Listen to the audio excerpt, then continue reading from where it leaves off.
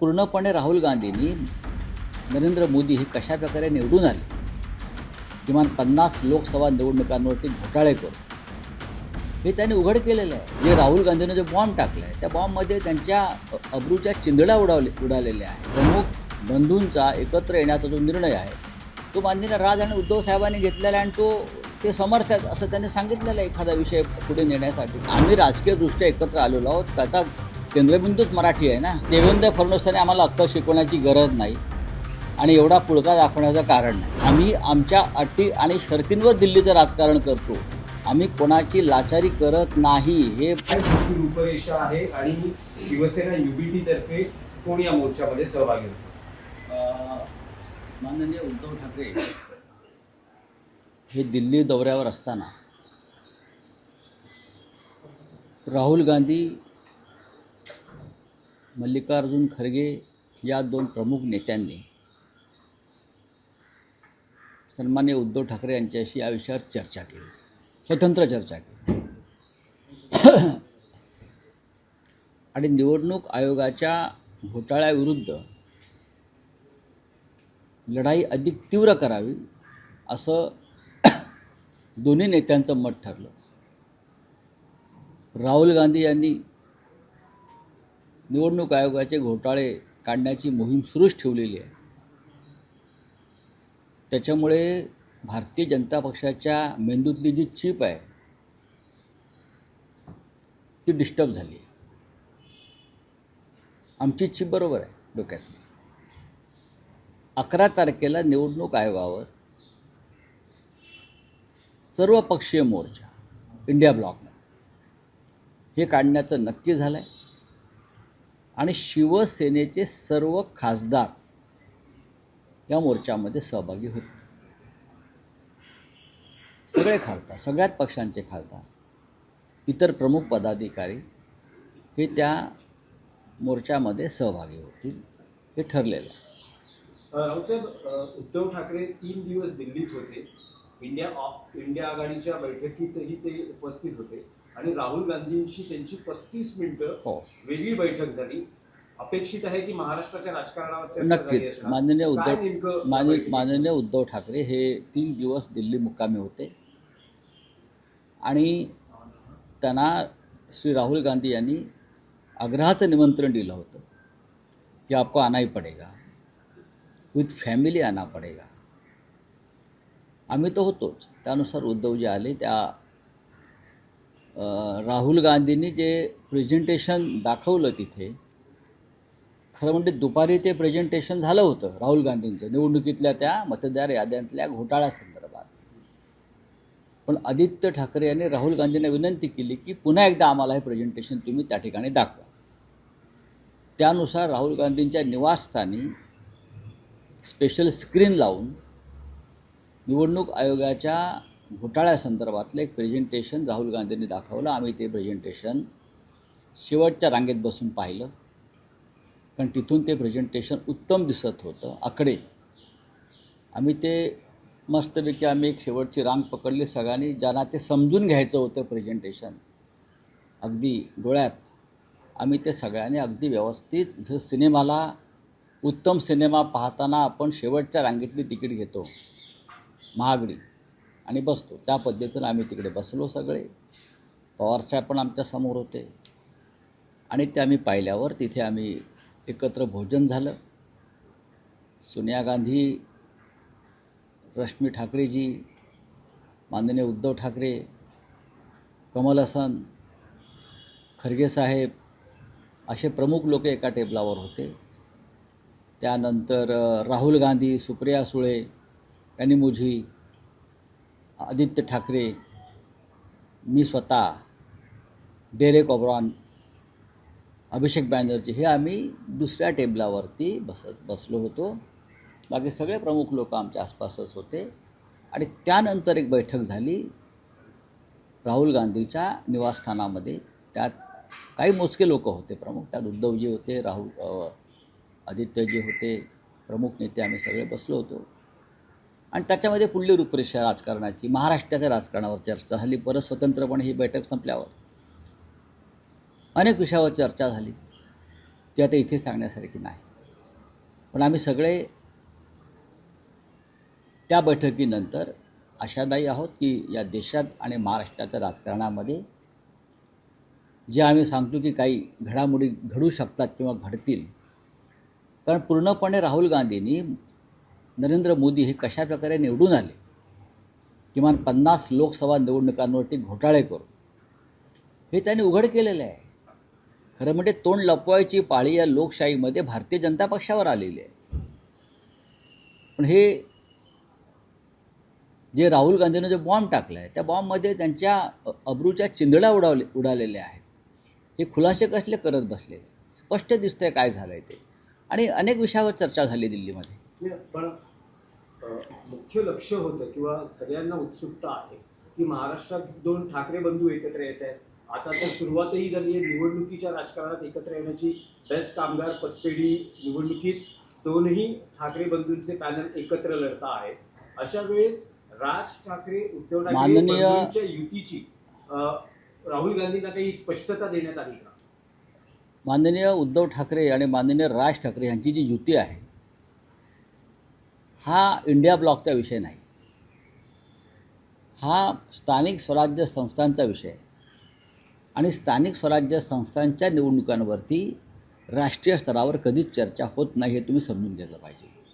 मग तुमची ती समोर काय ते NDA असेल किंवा तुमची ती महा युती असेल, त्याच्यामध्ये स्थानिक स्वराज्य संस्थांवर चर्चा होणार नाही. काही लोक जाऊन दिल्लीत त्यांचे पक्षप्रमुख बसलेले असल्यामुळे जात असतील आणि चर्चा करत असतील. पण या दोन प्रमुख बंधूंचा एकत्र येण्याचा जो निर्णय आहे तो माननीय राज आणि उद्धव साहेबांनी घेतलेला आहे आणि ते समर्थ आहेत असं त्यांनी सांगितलेलं आहे एखादा विषय पुढे नेण्यासाठी. पण अर्थात या विषयावर चर्चा होते, कारण ही महाराष्ट्रातली एक मोठी घडामोड आहे राजकीयदृष्ट्या. तर त्या इंडिया आघाडीच्या बैठकीमध्ये प्रत्यक्ष या विषयावर चर्चा होते. आणि मला असं वाटतं की दोन बंधू एकत्र येण्याबद्दल इंडिया आघाडीमध्ये कोणालाही आक्षेप नाही. काँग्रेसला आक्षेप नाही. मला चित्र असं दिसलं की कोणालाही आक्षेप असण्याचं कारण नाही आणि नाही. दोन बंधू एकत्र येत असतील तर आक्षेप काय आहे? मराठीच्या प्रश्नावर हर्षवर्धन सकाळी म्हणजे इकडलं काँग्रेसचं महाराष्ट्रातलं युनिटसुद्धा मराठीच्या प्रश्नावर तीच भूमिका घेऊन उभी आहे. त्यांची राजकीय विषयावर ते आम्ही बघू ना. आम्ही आम्ही राजकीयदृष्ट्या एकत्र आलेलो आहोत. त्याचा केंद्रबिंदूच मराठी आहे ना. त्याचा केंद्रबिंदू जो आहे तो मराठी भाषा, मराठी अस्मिता, मराठी स्वाभिमान, मराठी माणूस, महाराष्ट्राचं रक्षण हाच आहे. वेगळा विषय काय याच्यामध्ये आहे? शरद पवार असतील, माननीय शरद पवारजी असतील किंवा राज्याचे काँग्रेसचे प्रमुख हर्षवर्धन सपकाळ असतील, या सगळ्यांच्या भूमिका मराठी भाषा अस्मिता आणि मराठीवरती होणारी सक्ती इतर भाषांची या संदर्भात समान आहे. आम्ही सगळे एकत्रच आलो होतो त्यासाठी ना. त्याच्यामध्ये जर आम्ही काही स्थानिक मुंबई ही महाराष्ट्राची राजधानी आहे मुंबई, आणि मुंबई वाचवण्यासाठी उद्धव ठाकरे आणि राज ठाकरे यांनी काही एकत्र भूमिका घेण्याचं ठरवलं असेल तर संपूर्ण देशातल्या मराठीप्रेमी जनतेला, स्वाभिमानी जनतेला त्याचा आनंदच होईल. नाही, पण राज ठाकरेंची परप्रांतीयांविरोधातील भूमिका ही काँग्रेसला पटेल का? राज ठाकरे यांनी परप्रांतीयांच्या विरुद्ध कोणतीही भूमिका घेतलेली नाही. कधी काळी शिवसेनेवरती आरोप होत होते. महाराष्ट्रात राहणाऱ्याला मराठी बोलता आलं पाहिजे. तुमच्या माहितीसाठी सांगतो, अशा प्रकारचं आंदोलन सध्या बंगालमध्ये सुरू आहे. याची तुम्ही माहिती घ्या. बंगालमध्ये ममता बॅनर्जी यांनी बंगालमध्ये भाषा आंदोलन सुरू केलं आहे, फक्त बंगाली. तामिळनाडूमध्ये दक्षिणेत हेच आंदोलन सुरू आहे. तुम्ही मराठी आणि महाराष्ट्रावरच का आक्षेप घेताय? आम्ही मराठी बोलतोय म्हणून किंवा मराठी बोला असं सांगतोय म्हणून. मराठी बोलणार नाही असं जेव्हा सांगितलं जातं महाराष्ट्रात, तेव्हा त्यांच्या विरुद्ध लोकांचा रागाचा भडका उडतो आणि तो स्वाभाविक आहे. रावसाहेब, उद्धव ठाकरेंचं दिल्लीतलं एक विधान ज्यात ते असं म्हणत आहेत की दोन बंधू एकत्र यायला त्यांचे ते समर्थ आहेत, तिसऱ्या कोणाची गरज नाही. बरोबर आहे. पण अशा राजकारणात आपले जे जुने मित्र पक्ष आहेत, नव्या मित्राला सोबत घेताना जुन्या मित्रांनाही विश्वासात घेणं हे शिवसेना स्थानिक ठाकरेंना म्हणजे हे पटत नाही का किंवा काही नाही, आवश्यकता वाटत नाही आम्ही का? सगळ्यांशी चर्चा करतो. आम्ही सगळ्यांशी चर्चा करतो आहोत. हा तुमचा जो प्रश्न आहे हा चुकीचा प्रश्न आहे. महाविकास आघाडी ही विधानसभा निवडणुकांसाठी निर्माण झाली आणि इंडिया आघाडी ही लोकसभा निवडणुकांसाठी तयार झाली. स्थानिक स्वराज्य संस्थांसाठी अद्याप अशी कोणती आघाडी निर्माण झाली असेल मला सांगा तुम्ही.